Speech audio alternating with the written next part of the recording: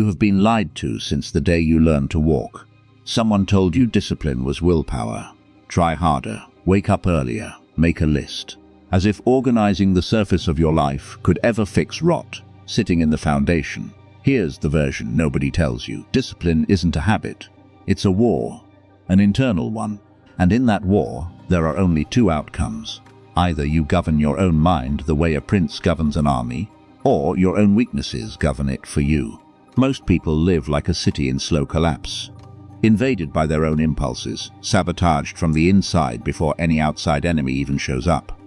They surrender to the first temptation that knocks, and they never once consider, without strategic discipline, there is no freedom waiting on the other side.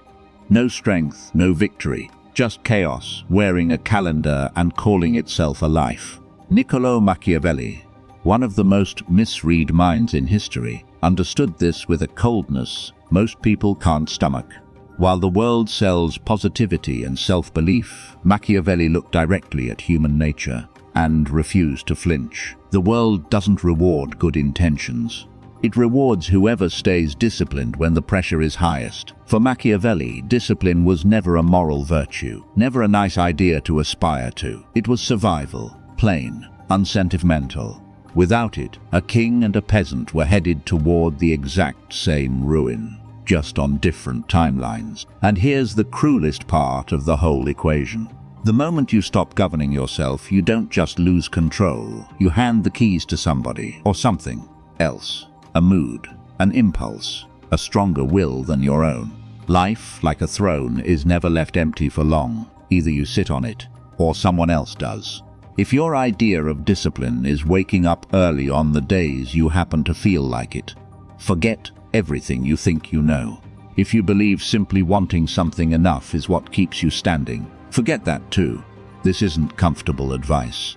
This is for the people ready to shape themselves the way a blacksmith shapes a blade, under heat, under pressure, without complaint. By the end of this, you'll understand exactly why Machiavelli treated discipline like a state secret. And if you have the nerve to actually apply it, you won't walk away the same person who pressed play. Machiavelli didn't write to comfort anyone. He wrote to train strategists, to arm the minds of people willing to look at power without the flattering lighting. Seen through his eyes, discipline isn't willpower. It isn't motivation. It's structure. It's strategy. It's the difference between surviving and becoming someone else's cautionary tale. In The Prince, he makes a claim that still lands like a verdict.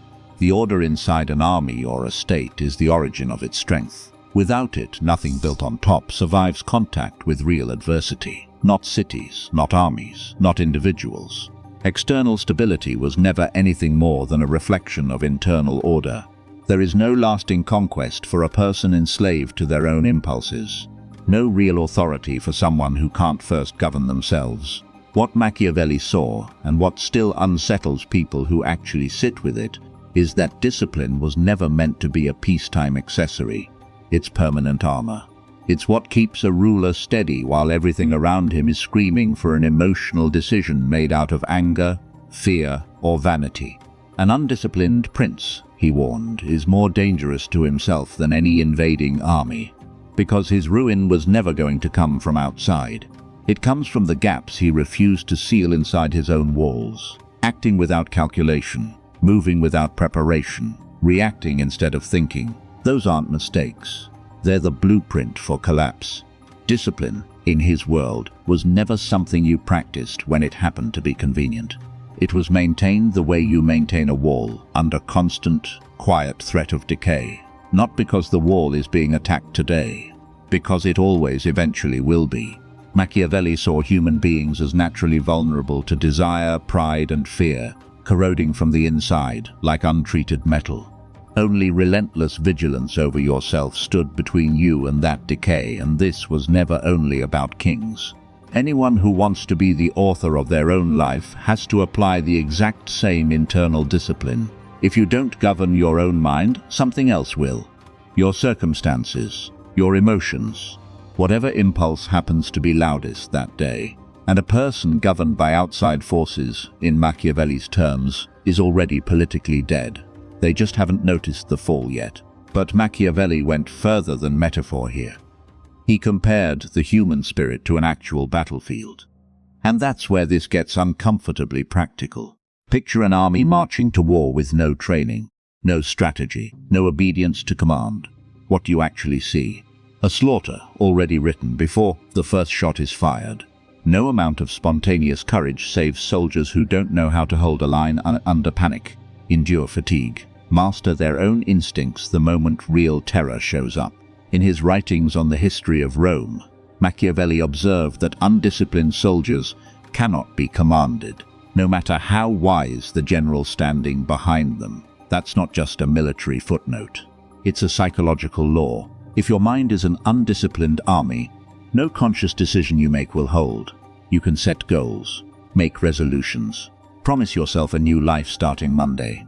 But if your thoughts and impulses were never trained to actually obey, they desert the second real difficulty shows up. You end up sabotaging your own decisions, betraying your own ambitions, quietly, one small surrender at a time. For Machiavelli, discipline in the military sense was the entire reason a small, well-trained force could overwhelm a much larger, disorganized one. The same math runs inside your head. A handful of well-trained thoughts will always outmuscle 1,000 conflicting ideas pulling in every direction at once. Real power was never about how many ideas you're holding. It's about how much control you actually have over them. Now ask yourself something honest. How many times have you failed? Not from a lack of talent, but from a lack of control. How many promises to yourself have quietly died? Not from a lack of ability, because fatigue or fear or doubt simply took the wheel while you weren't looking. A foolish general loses the war before the first battle even starts. You lose the war of your own life the exact moment you set mental discipline down. Real discipline is waking up with the same resolve, regardless of how you feel that morning. It's obeying your strategy instead of your mood.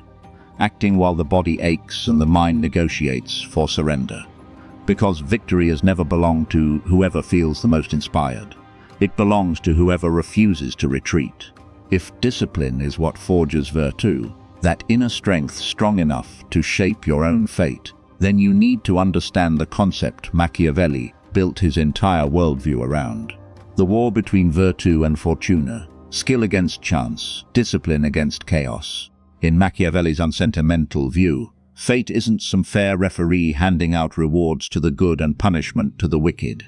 Fortune is a blind, indifferent force, closer to a flood that drowns whoever wasn't prepared and spares whoever built the right defenses in advance.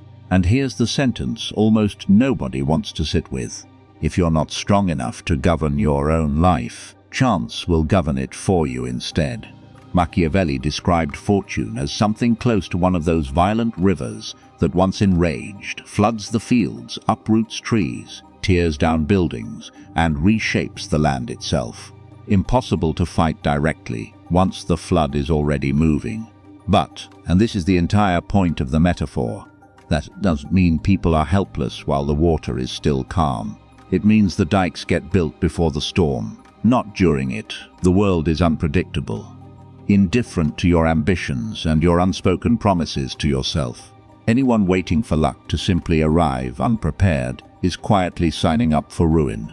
Only the people who've already built the internal dikes, a trained mind, a will that doesn't bend on contact, can withstand the moment the storm actually reaches them, which is exactly where virtù enters the picture. Not virtue in the moral Sunday school sense. Virtù is internal power, the capacity to adapt, to act with strength and intelligence under real adversity, to shape your circumstances instead of being reshaped by them. Virtù is discipline translated into motion. It's the ability to stay standing while everything around you is collapsing, to find opportunity where everyone else only sees despair, to resist the very human, very comfortable urge to blame luck for outcomes that were actually decisions. Great men in Machiavelli's world don't lean on luck. They challenge it, bend it, use it as raw material instead of an excuse. They build the dikes before the flood arrives. They train their minds for war while everyone else is still asleep, comforted by the quiet lie that things will simply work out. Now look at your own life without flinching. How many times have you waited for circumstances to improve on their own? How many times has the timing wasn't right, done the work that discipline should have done instead? Fortune is unpredictable. It was never invincible. The people who depend on it entirely are the ones who lose. The people who build virtue are the ones who win. So how does this philosophy actually become a practice? How do you stop being a passenger in your own life and start being the one who builds it? That's next. And it starts by tearing down the biggest lie sold about discipline in the last decade. The word discipline has been quietly repackaged, shrink-wrapped in self-help language, and sold back to you as a productivity hack, automatic habits, color-coded planners. A phone notification standing in for the oldest and hardest battle a human being can fight, mastery over their own mind. It's a farce, and Machiavelli would have found it almost funny. He knew real discipline was never comfortable, never easy, never something you install like an app update. Discipline is a declared war against every weak, lazy, cowardly impulse living inside you. And wars aren't won with a color-coded spreadsheet. You fail over and over because you've been trained to look for a shortcut, taught to believe finding the right habit will make your life click into place like a puzzle piece. But real discipline was never born from comfort. It's born from confrontation. It isn't waking up inspired to act. It's acting while your body is begging for rest, while your mind is quietly negotiating a surrender you haven't noticed yet. Machiavelli understood that whoever waits for the perfect moment has already lost. Preparation has to happen during the calm, long before the storm has any reason to arrive. Discipline gets built on the boring days, in the silence, in the invisible battles nobody is around to witness. That's exactly where real power gets forged, in what no one sees. Modern culture treats failure as something soft, something to be normalized. You're taught to forgive yourself endlessly, to reward every micro-victory like life is a self-esteem contest, instead of an actual consequential stretch of time. And while you're busy anesthetizing yourself with understanding and grace, your potential is quietly rotting where you can't see it. Modern discipline is emotional. It runs on mood, on motivation, on whatever the environment happens to be that day. What Machiavelli described was structural.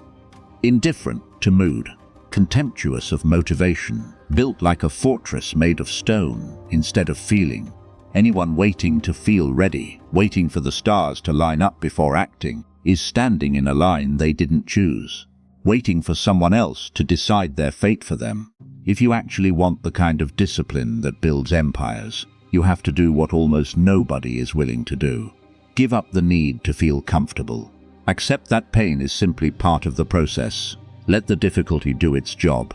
Turn your mind into a training ground where weakness isn't tolerated. It's eliminated. Now that you understand the stakes, it's time to stop talking theory and start building the actual structure. A routine engineered on Machiavelli's own principles, strong enough to make discipline unbreakable. Understanding discipline as a concept was never the hard part. The hard part is building a structure so solid that your laziness, your fear, and your doubt have nowhere left to live. Machiavelli's wise prince anticipated disaster and built his defenses before he needed them. Do the same with your own mind. Set your internal strategy before the battle starts. Because if you wake up every morning waiting to see how you feel before you act, the outcome was decided hours earlier, while you were still asleep. Every day, without exception, observe your own thoughts and behavior the way a general inspects his troops before a battle he knows is coming. Where are you leaving gaps? At what exact moment do your emotions take command from your judgment? A small habit of laziness left unchecked, an innocent excuse, a distraction you didn't think mattered. These are the cracks failure eventually walks through. Picture your mind as a castle. Every act of laziness removes a stone from the wall. Every hour of procrastination is a catapult you've aimed at your own defenses. Constant vigilance means acting like the commander who inspects the walls even during peacetime, correcting flaws immediately, refusing to let decay sit unaddressed. Here's an uncomfortable truth about your own brain. Given the option, it will always choose the path of least resistance. Every decision spends energy. Every moment of doubt taxes your willpower. Machiavelli understood that in uncertainty, whoever hesitates loses. So building real discipline starts by removing as many daily decisions as possible. A rigid routine isn't a prison. It's the closest thing to real freedom available. Fixed times to wake, to work, to train, followed the way a soldier follows an order. Without a debate held every single morning. Here's the practical version. If you wait until after a long day to decide whether you'll train, you won't train. Your brain will quietly talk you out of it, and it will sound completely reasonable while doing it. But make training a non-negotiable part of your identity instead of a daily choice, and there's no room left for the negotiation to even begin. Training happens. Full stop. In the real world, actions carry weight. In war, a single mistake isn't a footnote. It's the line between surviving and not. Build actual consequences into your own failures. If you break your own routine, there needs to be an immediate, tangible cost. So your mind stops treating failure as a soft, forgivable option. Make the commitment public. Miss your routine, and something has to actually cost you. Money to a cause you can't stand. An admission to people whose respect matters to you. Discipline was never only about the reward waiting at the end. It's mainly about what you're avoiding. Think of a soldier in training. He doesn't run 5 kilometers in the rain because he's feeling motivated that morning. He runs because there's a chain of command, because he understands exactly what failure costs. Shame, punishment, removal from the unit. Your own mind needs to operate under the same terms. It obeys because obedience is correct, not because obedience happens to feel good that day. This is the part almost nobody accepts. Real discipline means putting the chains on yourself deliberately, before life puts them on for you. It means making difficulty a daily ritual instead of an occasional inconvenience. Waking up without self-pity and marching toward the goal with the coldness of a commander who has already decided the outcome isn't up for debate. You now know exactly what to do. So a harder question follows right behind it. Why, knowing all of this, do so many people still quietly sabotage their own lives? That silent internal sabotage is worth exposing on its own. And it's exactly where the real war actually gets fought. If any of this has actually landed with you, my ebook Beyond the Shadow goes further. It breaks down core ideas from Carl Jung's work and gives you practical tools for understanding what's actually driving your own behavior. Links in the pinned comment if you want to go deeper. If you've made it this far, understand one thing clearly. Knowledge without action is just a more sophisticated form of cowardice. Most people who hear this will feel the truth cut somewhere real, and then go right back to the same excuses, the same procrastination, the same quiet self-sabotage they've been running on for years. They'll go back to being ruled by their own impulses, still waiting for a stroke of luck, while quietly resenting the fact that it never comes. But a few won't. A few will make the one choice that turns an ordinary person into the commander of their own life. The choice to stop being governed and start governing, not as a good day ornament, as the unbreakable mechanism the entire rest of your life gets built on top of. Machiavelli taught that a state without discipline is an open invitation to collapse. The same is true of a life. Your mind is the territory. Your habits are the army stationed inside it. Your decisions are the strategy that either holds the line or loses it. There is no version of this where you sit outside the war and stay neutral. You're the prince, or you're the prisoner. There was never a third option. Maybe some part of you still believes there's time, that you can start tomorrow or next week, once things settle down. Machiavelli's own warning cuts straight through that. A prince who waits for the perfect moment to act gets destroyed by the first wave of misfortune that finds him unprepared. The moment is the one you're in right now, while you still have the strength to raise your own walls. Not for approval, not for how it looks from the outside, because your freedom is genuinely on the other side of it. If this is where you actually want to start, drop a line in the comments. I choose to be my own prince, not for me. For you, a small, recorded proof that the first conscious act of discipline already happened the moment you decided to write it down. Because the real question isn't whether you understood any of this. It's whether the version of you watching tomorrow morning will still remember it, or quietly let the old one take the wheel again. If this is the kind of thinking you want more of, subscribe. The next one goes even deeper.